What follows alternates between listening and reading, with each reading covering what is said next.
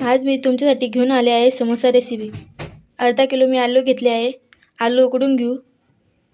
आलू उकडून घेतले आहे आणि सोलून घेतले। आलू बारीक करून घ्यायचे। आलू बारीक करून घेतले। आता आलूची चटणी करून घेऊया। 2 कांदे चिरून घेतले आणि 1 गाठा लसूण घेतला। 3 उकळ्या तेल टाकून घ्यायचं।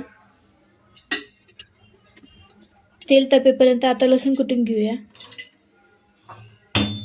पाव चम्मच मोहरी टाकत आहे। पाव चम्मच जिरे टाकत आहे। चिरलेला कांदा टाकून देते।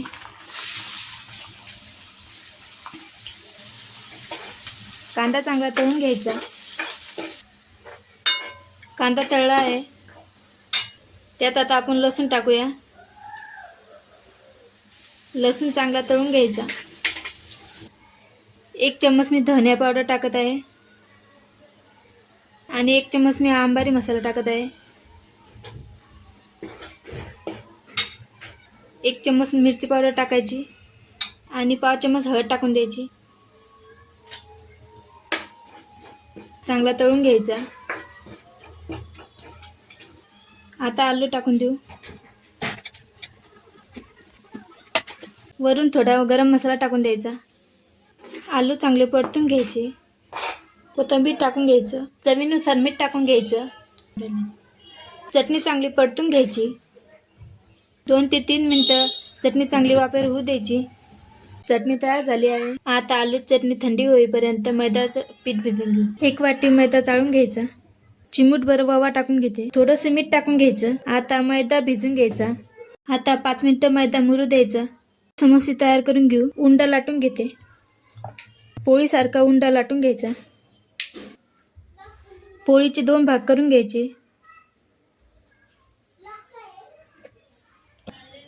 साईडला पाणी लावून घ्यायचं। हे चिटकून घ्यायचं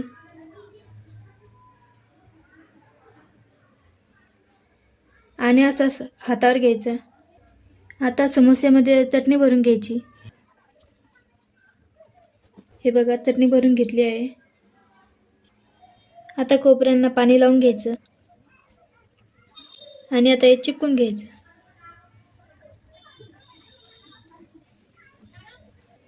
अशा प्रकारे सगळे समोसे बनवून घ्यायचे। आता समोसे तळून घ्यायचे। खाली